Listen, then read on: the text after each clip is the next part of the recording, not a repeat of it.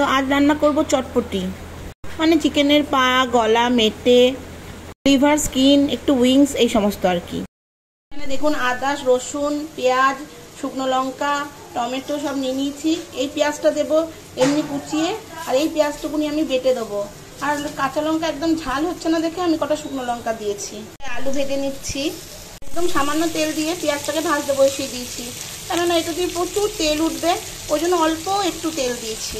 পেঁয়াজটা হালকা ভাজা হতে আমি আদা, পেঁয়াজ, রসুন, লঙ্কা বাটাটা দিয়ে দিলাম।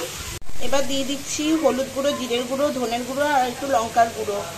আমি এখানে ধনের গুঁড়োটা বেশি ব্যবহার করেছি আর জিরের গুঁড়োটা কম। দুটো তেজপাতা আর টমেটোটাও এবার দিয়ে দিলাম। এবার দিয়ে দিলাম লবণ। এবার চটপটিগুলোও দিয়ে দিচ্ছি, কেননা এই তেলটাতেই একদম কষা হবে, তাই জন্য চটপটিগুলো না দিলে পরে চটপটির গায়ের তেলগুলো ছাড়বে না, তাহলে এগুলো মশলাগুলো কষাও হবে না ভালো করে। তাই একসাথে এগুলো দিয়ে দিচ্ছি, তারপরে ভালো করে কষাবো। তো আমার এখানে 1 কেজি মতন চটপটি আছে, আমি সেই অনুপাতে সব মশলা দিয়েছি আন্দাজ মতন। তো আপনারাও সেইভাবেই আপনাদের যতটা জিনিস হবে সেই আন্দাজে মশলা দিয়ে আপনারা কিন্তু জিনিসটা রান্না করবেন।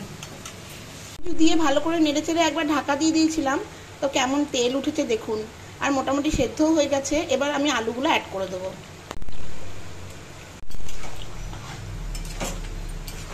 এবার নেড়েচেড়ে ভালো করে কষিয়ে নিতে হবে। কষানো মোটামুটি হয়ে গেছে, দিয়ে আমি একটু টমেটো সস অ্যাড করছি এটাতে, যাতে কালারটা খুব সুন্দর আসবে আর টেস্টটাও দারুণ হবে। মশলাগুলো দিয়েছিলাম তখন কিন্তু 1 পাতা ম্যাগি মশলাও দিয়েছিলাম। এবার দিয়ে দিচ্ছি সানরাইজের শাহি গরম মশলার গুঁড়ো। ব্যাস, এবার ভালো করে নাড়িয়ে চাড়িয়ে মিশিয়ে তারপরে নামিয়ে নেব। ব্যাস, এবার গরম গরম ভাত, রুটি, লুচি, পরোটা, যেটার সাথে ইচ্ছা হবে সেটার সাথে খান, খুব সুন্দর লাগবে খেতে।